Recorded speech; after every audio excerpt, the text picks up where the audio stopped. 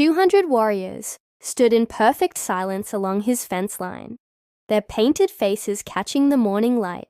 Not one of them moved. Not one of them spoke. They simply watched Malachi Brooks through his cabin window as he gripped his coffee cup with trembling hands. What could bring an army of warriors to a lonely rancher's doorstep? Yesterday, he had been nobody, a virgin rancher who'd never even kissed a woman, let alone understood the customs of the native tribes that roamed these endless plains. Today, he was the center of something he couldn't comprehend, something that had begun with nothing more than his jacket and a woman's grateful smile. The storm had arrived without warning the previous evening, turning the sky black as ink and sending sheets of rain across his isolated homestead. Malachi had been checking his horses in the small corral when he spotted her, a figure stumbling through the downpour, her long black hair plastered to her shoulders, her buckskin dress soaked through. She moved like someone fighting against more than just the weather, each step deliberate but exhausted. What was she running from in that storm? He thought nothing of it then, just acted on instinct. "Ma'am, you need shelter," he called out, running toward her through the mud. She turned, and even through the rain, he could see her dark eyes were filled with something that looked like fear. Not fear of him, but fear of something else entirely. Something that made her glance repeatedly over her shoulder toward the tree line. "I cannot stay," she said, her voice barely audible above the thunder, her accent soft but unfamiliar, each word carefully chosen. "My people will worry." But as lightning split the sky and illuminated her shivering form, Malachi did what his mother had taught him before she died. He showed kindness to a stranger in need. Without hesitation, he pulled off his thick wool jacket, the one his father had worn during harsh winters, and draped it around her shoulders. The moment the jacket settled around her, something changed in her expression. She looked down at the worn leather and faded fabric, as if it were made of gold, then back up at his face, with an intensity that made his heart race in ways he didn't understand. "You would give this to me?" she whispered. "Just until the storm passes," he replied, feeling heat rise to his cheeks. "You're freezing." She pulled the jacket tighter around herself, and for a moment, they stood there in the rain, two strangers sharing something that felt larger than the simple exchange it appeared to be. Then she smiled, not the polite smile of gratitude he expected, but something deeper, something that seemed to reach into parts of his soul he didn't know existed. "My name is Ayana," she said. "Malachi Brooks. I will remember this kindness. Malachi Brooks." She disappeared into the darkness before he could offer her his cabin, leaving him standing alone in the storm with questions he couldn't answer. He had no way of knowing that his simple act of compassion had just set in motion events that would change not only his life, but the delicate balance between two worlds. Now, as he stared at the silent army outside his fence, one thought echoed through his mind. What exactly had he done? The sun climbed higher, but the warriors remained motionless. Malachi had been watching them for 3 hours now, his breakfast growing cold on the table, his mind racing through every possible explanation for their presence. They weren't threatening him directly, but their sheer number made his blood run cold. 200 men could overrun his small homestead in minutes if they chose to. He tried to go about his morning routine, feeding the chickens and checking the water trough, but every movement felt watched, examined, judged. The warriors' painted faces tracked his every step, their expressions unreadable. Some carried bows, others held long spears, but none had drawn their weapons.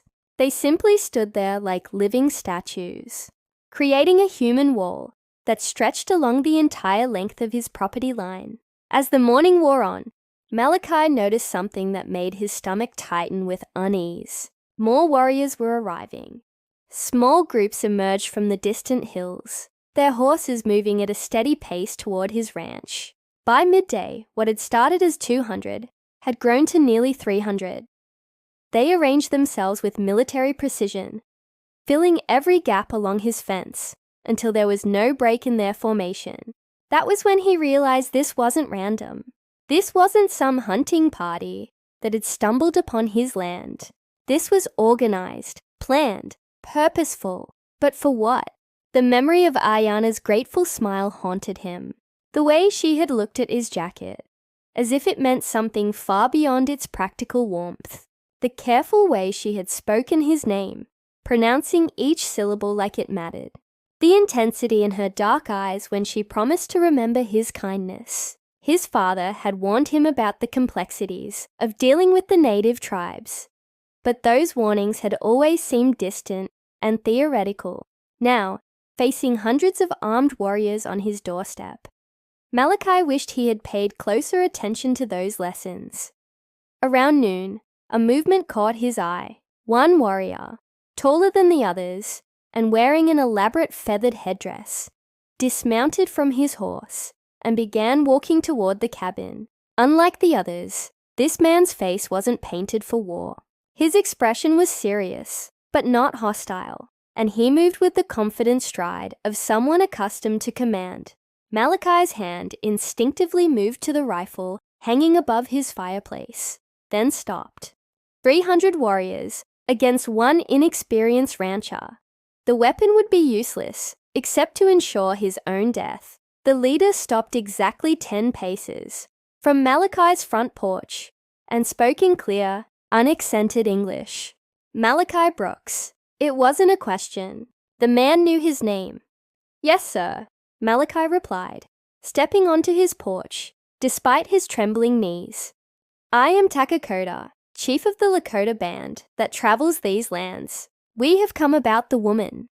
Malachi's heart hammered against his ribs. "What woman?" Takakota's eyes narrowed slightly, studying Malachi's face with the intensity of a man reading tracks in difficult terrain. "The woman you sheltered in the storm. The woman who now wears your jacket." The simple words hit Malachi like physical blows. Ayana was still wearing his jacket, but why would that matter to an entire tribe? "She was cold," Malachi said weakly. "I was just being neighborly." Something flickered across Takakota's weathered features, an expression Malachi couldn't decipher. When the chief spoke again, his voice carried a weight that made the air feel heavier. "Young rancher, do you know who she is?" The question hung in the air like smoke from a distant fire. Malachi stared at Takakota's weathered face, searching for clues he couldn't interpret. The silence stretched between them, while 300 warriors waited for his answer to a question he didn't understand.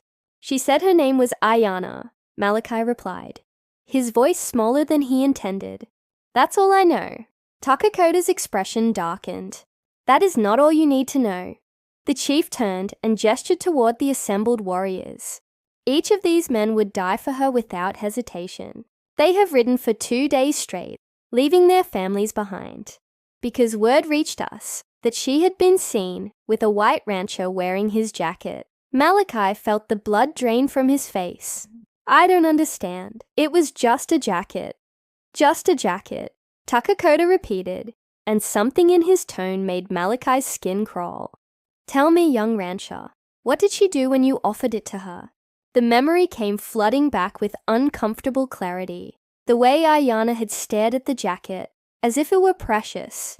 The way she had asked if he would truly give it to her. The intensity in her eyes when she pulled it around her shoulders.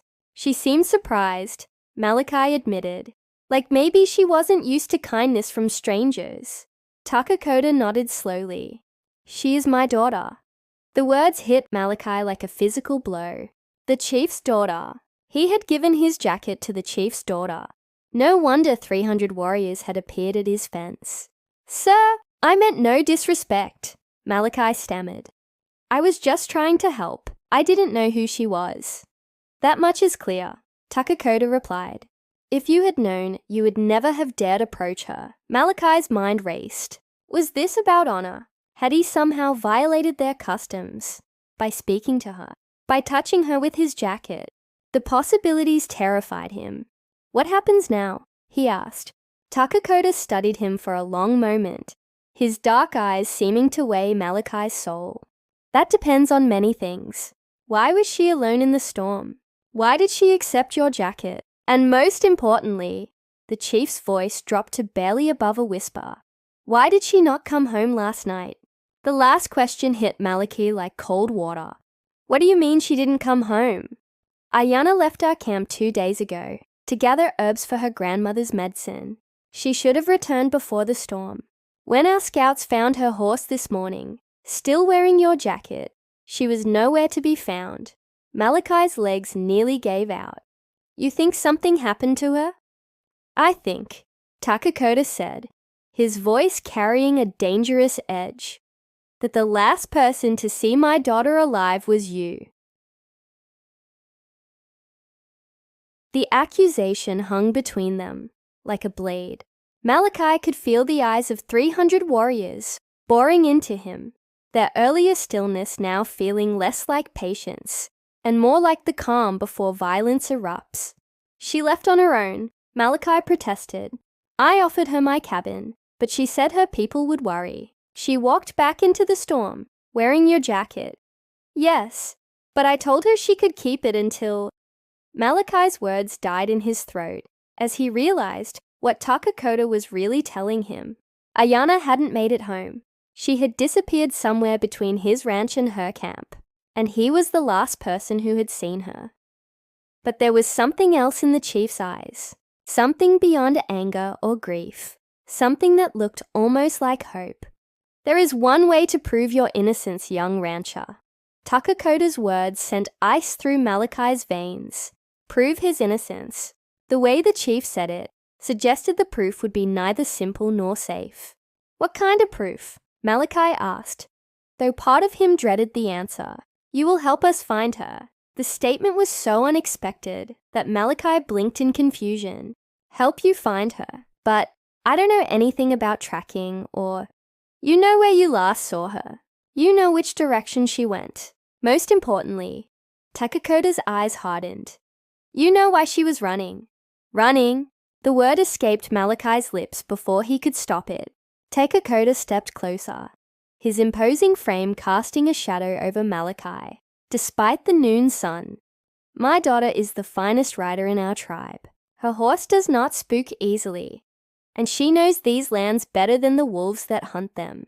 For her to be caught in that storm alone and on foot means something drove her from her horse before she reached safety. Chill ran down Malachi's spine as he remembered Ayana's behavior during the storm, the way she had kept glancing over her shoulder toward the tree line, the fear in her eyes that hadn't seemed directed at him, the exhaustion in her movements, as if she had been traveling hard for hours. She seemed scared, Malachi admitted, but not of me. She kept looking behind her toward the woods. Exactly.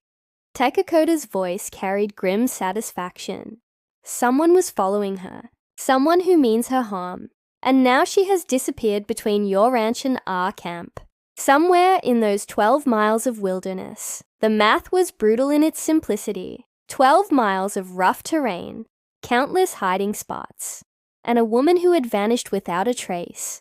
If she was injured or trapped somewhere, every hour that passed reduced their chances of finding her alive. But why do you need me? Malachi asked. You have 300 men who know this land better than I ever will. Because, Takakoda said, whoever took my daughter knows we would search. They will avoid the obvious paths, the places we would look first, but they might not expect a white rancher to be hunting with us. Your presence changes their calculations. Malachi felt the weight of 300 stares pressing down on him. The logic was sound, but it also meant riding into unknown danger, with men who still might decide he was responsible for their chief's daughter disappearing. And if we don't find her, he asked. Takakoda's expression grew stone cold.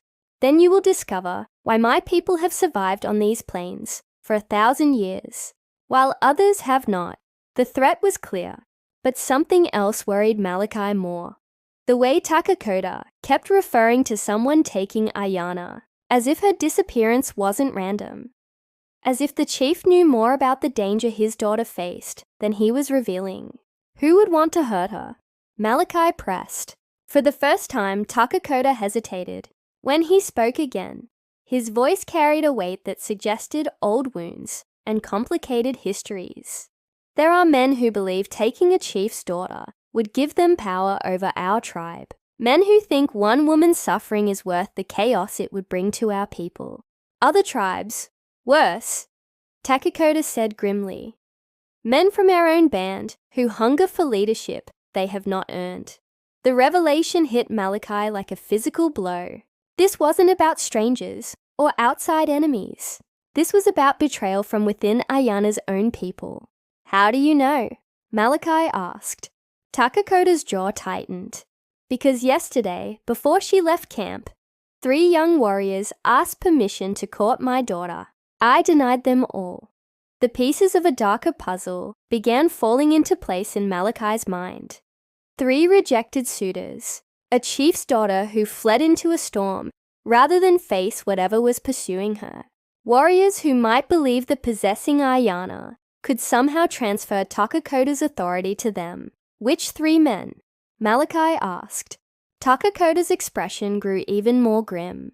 That is why we need you, White Rancher. I cannot accuse my own warriors without proof. But if one of them has taken Ayana, they will not expect me to ride with a stranger. Your presence will make them careless. The strategy was cunning and dangerous. Use Malachi as an unwitting decoy to flush out potential traitors among Takakota's own men. What if you're wrong? Malachi asked. What if it wasn't someone from your tribe? Then we follow the other trail. What other trail? Takakota pointed toward the distant mountains. 2 days ago, army scouts were seen near our territory. White soldiers looking for something they claimed to have lost. They asked many questions about young native women. Malachi's blood turned to ice water. Army scouts hunting for native women could only mean one thing, and it wasn't anything good. Stories of soldiers taking native women as slaves or worse had reached even his isolated ranch. You think the army took her? I think, Takakota said carefully, that someone wanted us to believe the army took her. But my daughter is too smart and too fast to be caught by clumsy horse soldiers. She would only be taken by someone she trusted. The implication hung between them like a noose. Someone Ayana trusted had betrayed her. Someone close enough to get near her without raising suspicion. Someone who knew her habits, her roots, her weaknesses. How can I help track someone through country I don't know? Malachi asked. You cannot, but you can watch faces while I track. You can see which of my men seem nervous when we search certain areas. You can notice things an outsider would notice that I, as their chief, might miss. It was a dangerous game Takakota was proposing. Malachi would be riding into hostile territory with men who might be enemies, looking for clues to identify traitors among warriors who could kill him before he could even draw breath to scream. But the alternative was standing by while Ayana remained missing, possibly dying somewhere in the wilderness while precious hours ticked away. If we find who took her, Malachi asked, what happens then? Takakota's smile was sharp as a blade. Justice. The single word carried more menace than any threat Malachi had ever heard. Whatever justice meant to a Lakota chief, it wouldn't be gentle. When do we leave? Malachi found himself asking. Now. Every moment we delay gives them more time to hide her or... Takakota's voice faltered slightly. To ensure she never speaks of what she has seen. The urgency in the chief's tone told Malachi everything he needed to know about Ayana's chances if they didn't find her soon. This wasn't just about a missing woman anymore. This was about preventing a murder. I'll get my horse, Malachi said as he turned toward the stable. Takakota's voice stopped him cold. Bring your rifle, White Rancher, and pray to whatever god you believe in that we find my daughter before nightfall. The chief's words carried a finality that made Malachi's hand shake. as he reached for his saddle. Whatever they were riding into, Takakota clearly expected it to end in blood. But as Malachi prepared his horse, one thought kept echoing in his mind.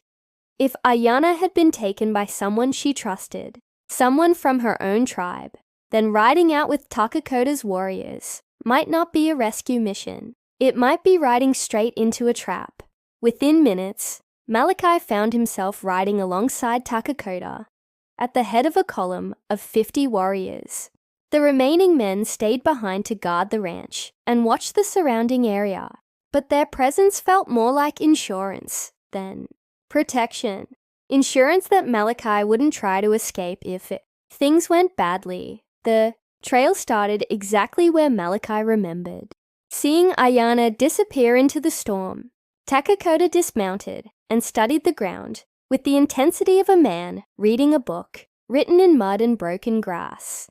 Despite the previous night's rain, he seemed to find signs that Malachi's untrained eyes couldn't detect.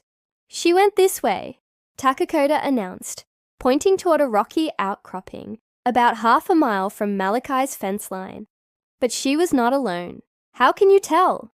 "Her footprints are deep on the left side, shallow on the right. She was favoring her left leg, probably injured. And here," Takakota pointed to a depression in the soft earth. Someone else's boots, larger, walking behind her. The image that formed in Malachi's mind made his stomach clench. Ayana, hurt and limping, being followed by someone who meant her harm. No wonder she had seemed so frightened during the storm. As they followed the trail deeper into the wilderness, Malachi became aware of tension among the warriors riding with them. Conversations died when he looked in their direction. Several men kept glancing at each other, with expressions he couldn't read. The atmosphere felt charged, like the air before lightning strikes. "Tell me about the 3 men who asked to court your daughter," Malachi said quietly to Takakota. The chief's jaw tightened. "Kichi rides with us today. He is young, impetuous, believes his hunting skills make him worthy of any woman. Ayana has made it clear she has no interest in him." Malachi scanned the warriors behind them, but couldn't identify which man might be Kichi. They all looked formidable and dangerous to his inexperienced eyes. "The second is Chaitan. He is older, more cunning. He believes marriage to my daughter would give him claim to lead the tribe when I die." "Is he here too?" "He stayed behind to guard your ranch." Takakota's tone suggested that decision had been deliberate. "The third is Marco. He has a violent temper and does not accept rejection well." Before Malachi could ask about Marco, Takakota suddenly raised his hand, signaling the entire column to halt. The chief dismounted again and examined something on the ground that made his expression darken considerably. "What is it?" Malachi asked. "Blood." The single word sent ice through Malachi's veins. He looked down at the spot Takakota was studying and could barely make out dark stains on the rocks. "How much blood?" Malachi asked, dreading the answer. "Not enough to kill, but enough to weaken." Takakota stood slowly, his eyes scanning the surrounding terrain. The trail splits here. Malachi saw it now. What had been a clear path through the grass suddenly diverged in 3 different directions. One set of tracks led toward the river, another toward the mountains, and a third back toward the area near his ranch. "Which way do we go?" Malachi asked. Before Takakota could answer, one of the warriors behind them spoke up. "Chief, we should split our forces. Cover all 3 trails." Malachi turned to see a young man with intricate tattoos covering his arms. The warrior's suggestion sounded logical, but something in his tone made Malachi uneasy. "That is Kichi," Takakota murmured, confirming Malachi's suspicion. "It would be faster to search all 3 paths." Kichi continued. "If she is injured and hiding, we need to find her quickly." Other warriors murmured agreement, but Takakota remained silent for a long moment, studying the split trails with an expression that suggested he was seeing more than just footprints and broken grass. No, the chief finally said. We stay together. But chief, another warrior protested, if we delay, if we split up, Takakoda interrupted, his voice carrying deadly authority. Whoever took my daughter will have accomplished exactly what they intended. They want us scattered, confused, chasing shadows while they escape with their prize. The accusation hung in the air like smoke. Takakoda was all but declaring that one of his own men was responsible for Ayana's disappearance, and that the split trail was a deliberate deception. Malachi watched the faces of the warriors around him, looking for the tells Takakoda had described. What he saw made his blood run cold. More than one man looked nervous, but it wasn't the nervousness of concern for their chief's daughter. It was the nervousness of men whose plans had just been exposed. Takakoda's decision to keep the group together created an immediate shift in the atmosphere. Malachi could see several warriors exchanging glances that spoke of plans disrupted and timelines thrown into chaos. The chief had essentially declared that he didn't trust his own men, and everyone knew it. We follow the trail toward the river, Takakoda announced. That path shows the most weight in the tracks. Someone wanted us to think she went toward the mountains or back to the ranch, but the river trail tells the real story. As they rode toward the water, Malachi found himself studying each warrior with new eyes. Kichi rode near the front, his jaw clenched in what looked like frustration. Behind him, other men whispered among themselves in their native language, their tones urgent and worried. The river, when they reached it, was running high from the previous night's storm. The banks were muddy and torn up, making tracking difficult. Takakoda dismounted again and spent long minutes examining the ground, his expression growing increasingly grim. She crossed here, he finally announced, but not willingly. How do you know? Malachi asked. The spacing of her steps. Someone was forcing her to move faster than her injury allowed. Takakoda's voice carried a rage that made the air feel dangerous. And there are horse tracks on the other side, fresh ones. The implication was clear. Whoever had taken Ayana had horses waiting across the river. This wasn't a crime of opportunity or passion. It was planned, organized, coordinated. Chief, Kichi called out from upstream. I found something. Everyone rode toward the young warrior, who was pointing at something caught on a low-hanging branch near the water's edge. Even from a distance, Malachi could see what it was. His jacket, the wool coat he had given Ayana during the storm. She left it as a sign. Takakoda said quietly, My daughter is clever. She wanted us to know this was the right path. But as they got closer, Malachi noticed something that made his heart sink. The jacket wasn't just caught on the branch. It was tied there, deliberately placed where searchers would find it. And there was something else. There's a message, Malachi said, pointing to a piece of bark tucked into one of the jacket's pockets. Takakoda pulled out the bark carefully. Scratched into its surface, in what looked like charcoal, were symbols Malachi couldn't read. But their meaning seemed to hit Takakoda like a physical blow. What does it say? Malachi asked. Takakoda's face had gone pale beneath his weathered skin. It says, the daughter pays for the father's crimes. Sunset tomorrow, or she dies. The message changed everything. This wasn't about rejected suitors, or ambitious warriors seeking power through marriage. This was about revenge against Takakoda himself, with Ayana as the weapon. What crimes? Malachi asked. There was a dispute last winter. A warrior from another band claimed I had stolen horses that belonged to his family. When he challenged me to combat, I defeated him, but I spared his life. Takakoda's voice carried the weight of regret. His name was Akacheta. He swore he would have his revenge. You think he took Ayana? I think he has help. Takakoda looked around at his assembled warriors, with eyes that held both fury and suspicion. Someone told him when my daughter would be traveling alone. Someone gave him information about her roots, her habits. The accusation hung over the group like a storm cloud. One of the warriors riding with them had betrayed their chief's daughter to her enemies.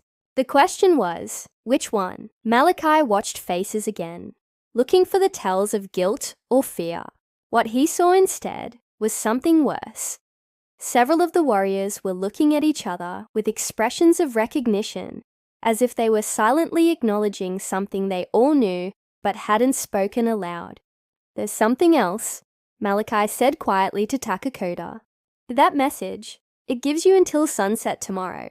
That's more than 24 hours away. Why so long?" Takakoda's eyes narrowed as he considered the question.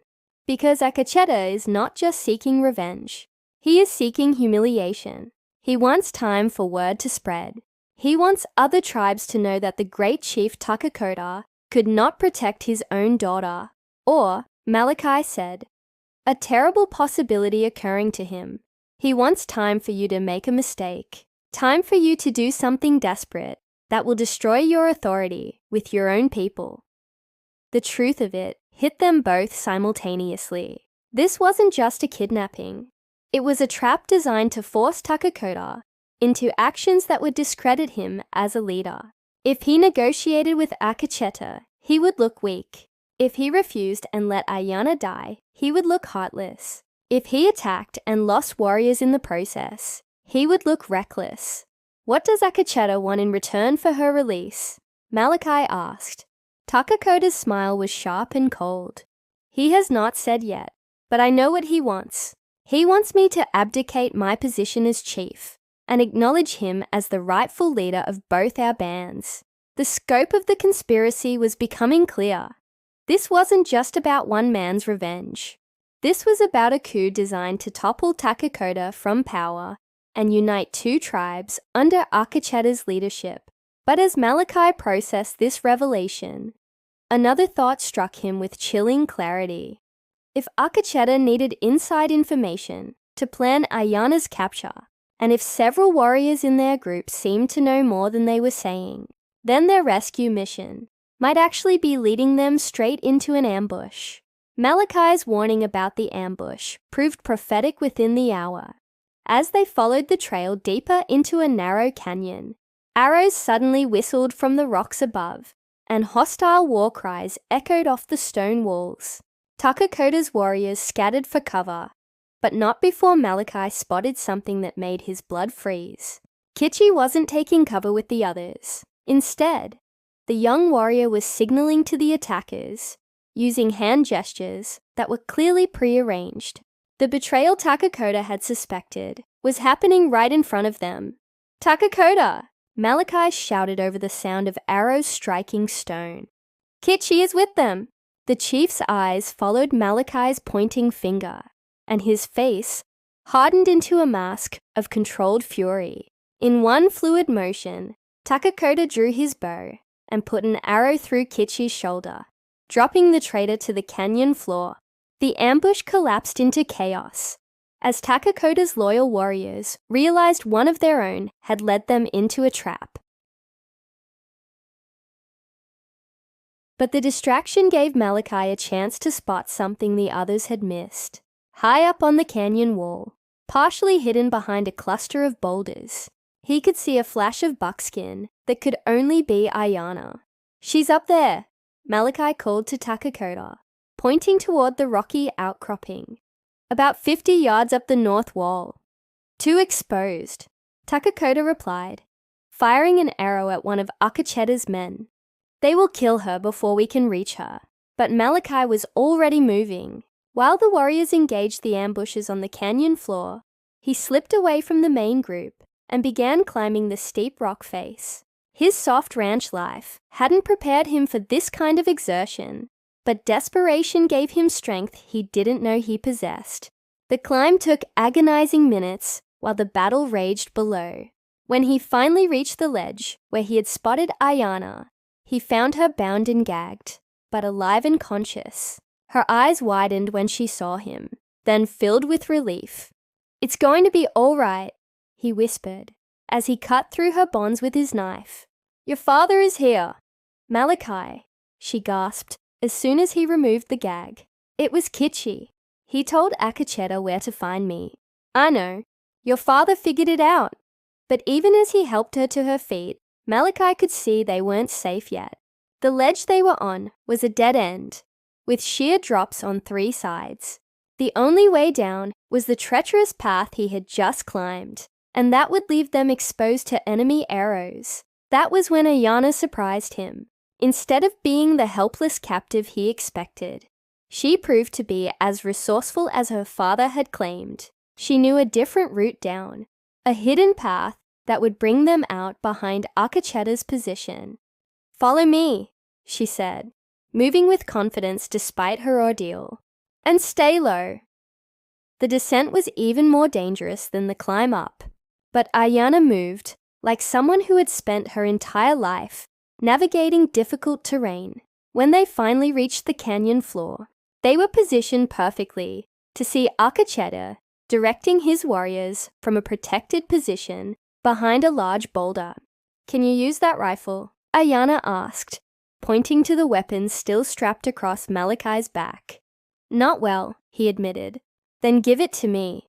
What happened next would stay with Malachi for the rest of his life. Ayana took his rifle, settled into a shooting position with practiced ease, and put a bullet through Akacheta's thigh, dropping him instantly. The shot was so precise, so unexpected from their position, that it created exactly the confusion Takakota needed to rally his warriors and overwhelm the remaining ambushes. The battle ended as suddenly as it had begun. Akacheta's surviving men surrendered when they realized their leader was wounded and their advantage was gone.